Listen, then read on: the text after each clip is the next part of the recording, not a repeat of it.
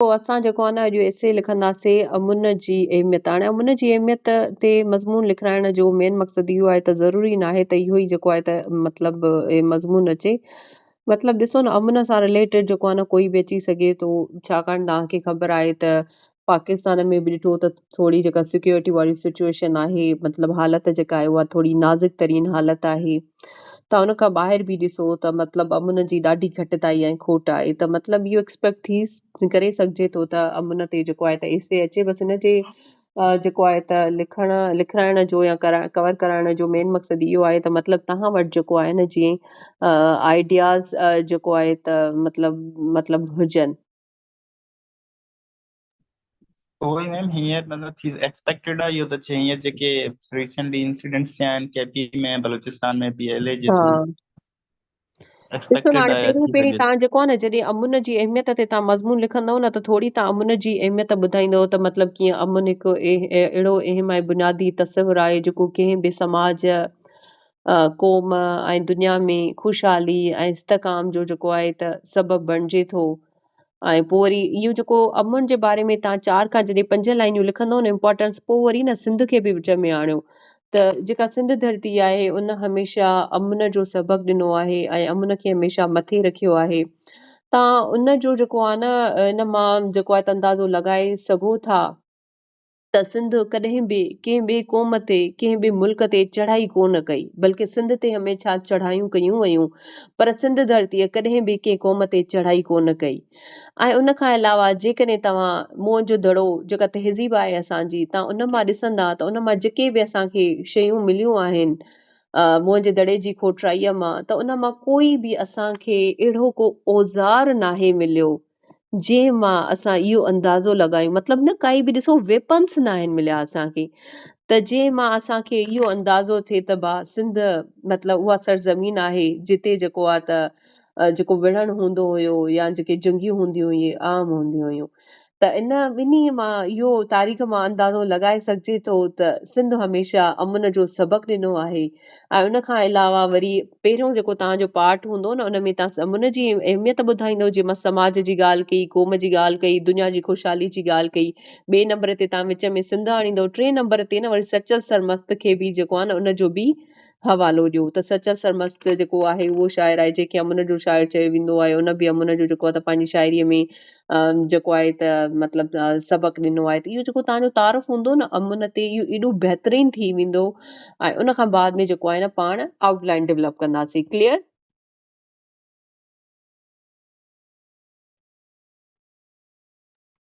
जी ma'am clear आहे, कैरी on कयो अॻियां। जी ठीकु जी आहे। मैम तमामु घणी अहमियत ॾिनी वेंदी आहे। या वरी अॻिते हली असां थोरो इन में इस्लामिक टच ॾियूं त इस्लाम में बि अहम खे अमुन खे हद खां वधीक अहमियत ॾिनी वई आहे, या इंटरनेशनल कन्वेंशन्स थी विया, यूनाइटेड नेशन वग़ैरह। Very good. हा, ॾिसो तव्हां चयो न सिंध सूफ़ियुनि जी धरती आहे, त ॾिसो न मतिलबु हीअ जेको असांजो मज़मून आहे त अमुन जी अहमियत आहे न, स्पेसिफिकली सिंध ते कोन्हे, पर जेको ॿियो पार्ट हुयो जंहिंमें मां सिंध जो ज़िक्र कयो त उन में जेको आहे त तव्हां इहा लाइन एड करे सघो था जिते मां ॿ जेको आहे त हिस्टोरिकल पर्सपेक्टिव ॾिना। गुड। हा, तव्हां जेको आहे त उन जेके बैन अल-अक़वामी मुआहिदा इन्हनि खे चइबो सिंधी में, बैन अल-अक़वामी तव्हां मुआहिदनि जी जेको आहे त ॻाल्हि करे सघो था। त असां वटि बैन अल-अक़वामी मुआहिदा आहिनि जिन जे ज़रिए जेको आहे त अमुन खे बरक़रार रखियो वञे थो, या वक़्त सां गॾोगॾु जेके बि जेको आहे त चैलेंजिस या मसइला अचनि था त उन्हनि खे उन मुआहिदनि जे ज़रिए हल कयो वञे थो। बट बहरहाल वधीक मतिलबु अहम इहो हूंदो त तव्हां पंहिंजी जेको आहे न नेशनल लेवल ते उनखे वधीक जेको आहे त डेवलप कयो त उन खां वधीक बहितर हूंदो। जीअं तव्हां सचल सरमस्त जी के शाइरीअ सां शुरू कयो ऐं जेको आहे त तव्हां के आम लाइन्स सां शुरू कयो त it would be I guess perfect. या शाह साईं जो मैडम शेर आहे जीअं त मोहबती मेड़े हिकु ॻोठ ॿधिजे तॾहिं जे वेरी वेड़े गुड, पाण ईंदो वेरी बा। Good, very good. ॾिसो तव्हां त मूंखां वधीक होशियार लॻा पिया आहियो। शुक्रिया मैम। Thank U. ओके, अमुन जी मैडम अहमियत। या वरी जी जी ॿुधायो। मैडम हिकिड़ो इनखे ईअं बि असां इंट्रोडक्शन डेवलप करे सघूं था त माना अगरि वर्ल्ड वार्स जो हवालो ॾेई छॾियूं त एंड ऑफ द डे एतिरी डिस्ट्रक्शन खां पोइ बाद बि अमुन जी कोशिशि कई वई, या यूरोपियन वार्स जेके थियूं 100 years वार, 30 years वार, बिल्कुलु लिखी सघो था। एतिरी ठीकु है। डिस्ट्रक्शन खां बाद बि अमुन जी हाँ, बिल्कुलु बिल्कुलु।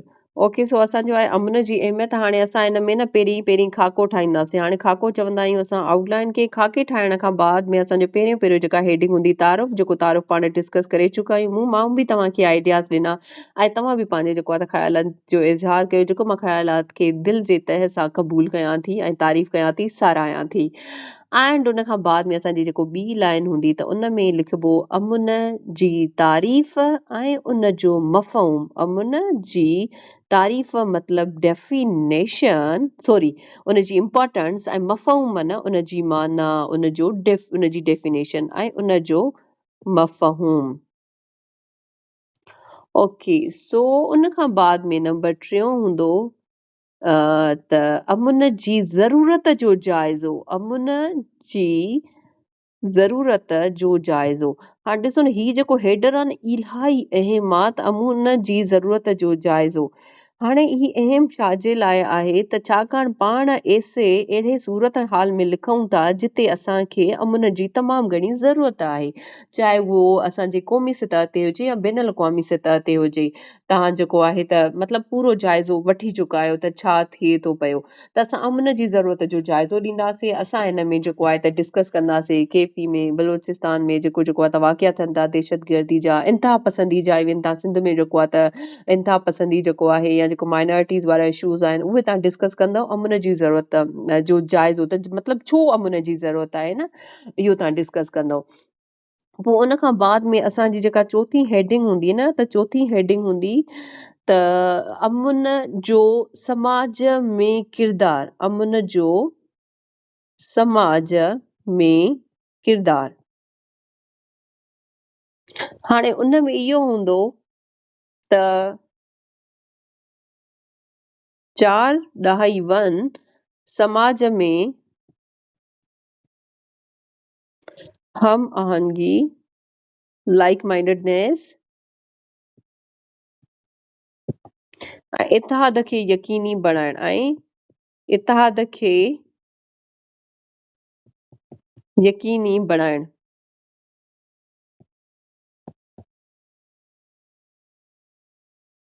ऐं 4.2 जेको 2 आहे इंसाननि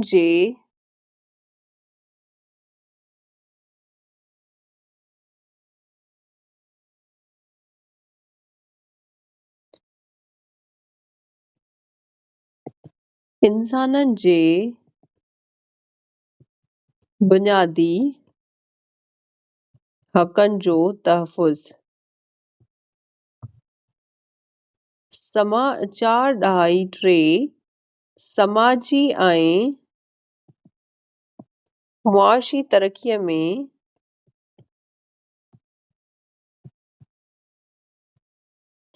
अमुन जो अहम किरदार।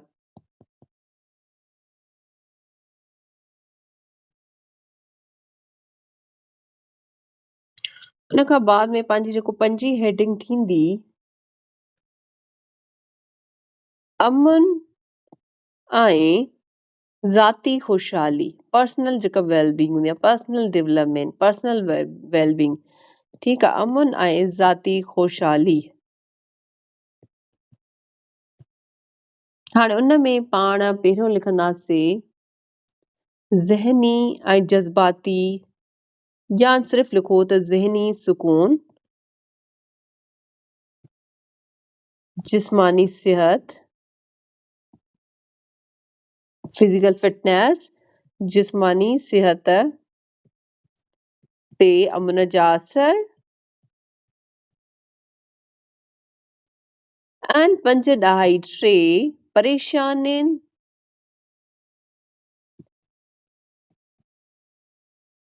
में घटिताई।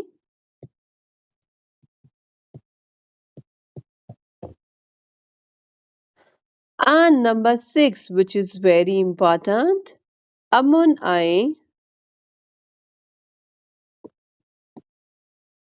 बेनुल अक़वामी तालुकात।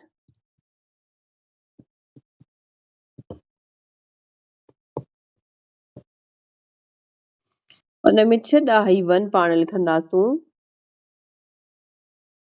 जंगियुनि ऐं तकरारनि खां बचाव,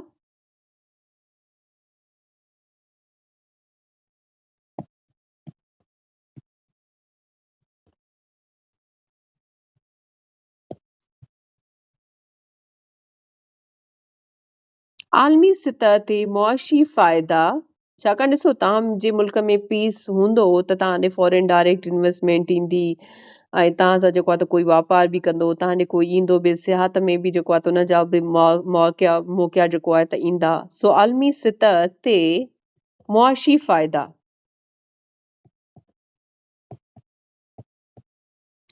ऐं ॿियो पाण ॿुधाईंदासीं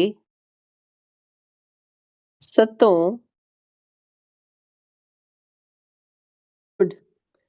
हाणे आई त अमुन खे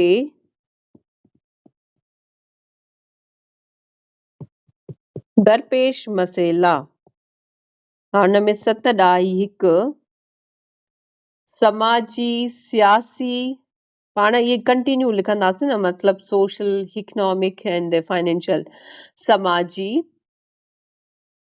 सियासी ऐं मुआशी मसइला।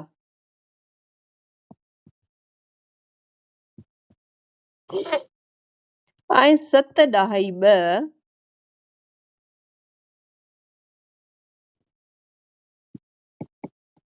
इंतहा पसंदी, दहशतगर्दी ऐं तशद्दुद।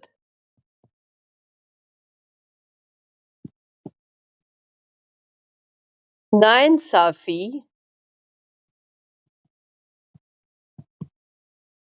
हाणे ॿियो उन खां बाद में 6 लिखंदासीं त तजवीज़ूं। ठीकु आहे, मां हिते 3 न हुअं त काफ़ी चैलेंजिस मसइला हूंदा, पर काफ़ी वॾो थो थिए त तॾहिं मां हिन खे थोरो नंढो कंदमि। त 8 ॾाही 1 इहो हूंदो त अमुन खे बरक़रार रखण लाइ मुसलसिल कोशिशूं। ॿियो आहे त फ़र्दनि ऐं हुकूमतनि जो किरदारु, मतिलबु एज़ ए इंडिविजुअल बि त असां करे सघूं था न। फ़र्दनि ऐं हुकूमतनि, गवर्नमेंट जी बि ऑब्वियसली रिस्पॉन्सिबिलिटी आहे, ऐं हुकूमतनि जो किरदारु। ठीकु आहे, उन खां बाद में असांजी 9 हेडिंग हूंदी तत, मतिलबु कंक्लूजन। सो इहो हुयो पंहिंजो एसे जेको असां लिखियोसीं छा ते अमुन जी अहमियत।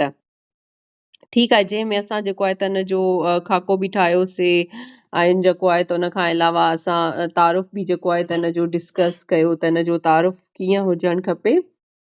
हाणे जीअं पहिरीं असां लिखियोसीं हिते त तारुफ़, ठीकु आहे, डिस्कस कयोसीं, अमुन जी तारीफ़ ॿुधायो त कीअं तव्हां लिखंदव ऐं अमुन जी ज़रूरत जो जाइज़ो।